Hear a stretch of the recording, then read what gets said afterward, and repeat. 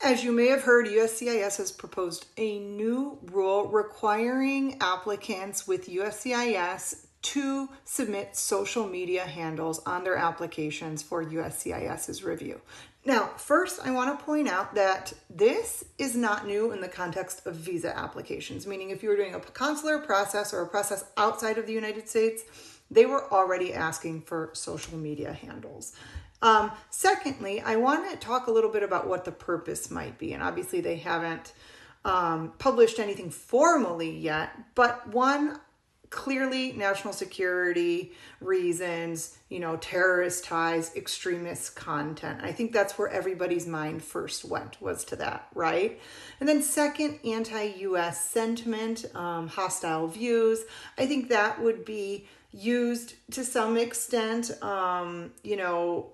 anti-American rhetoric, so not quite reaching the level of extremism, right, or a national security threat, but anti-American rhetoric or, hostile views. But the third reason is the reason I think it will most likely be used for, which is essentially just to combat fraud, right? So links to false claims in the past on other immigration applications, for example, to vet out, your relationship.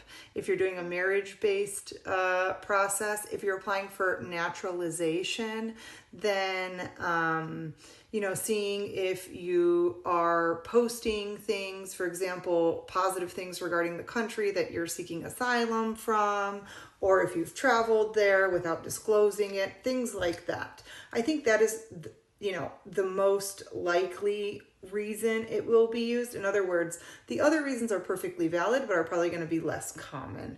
But the third reason, to prevent fraud, linking it to false claims that you might have made, making sure your online activities don't contradict your claims on paper. I think that's really where we're going to see it used. And, it's not necessarily a bad thing.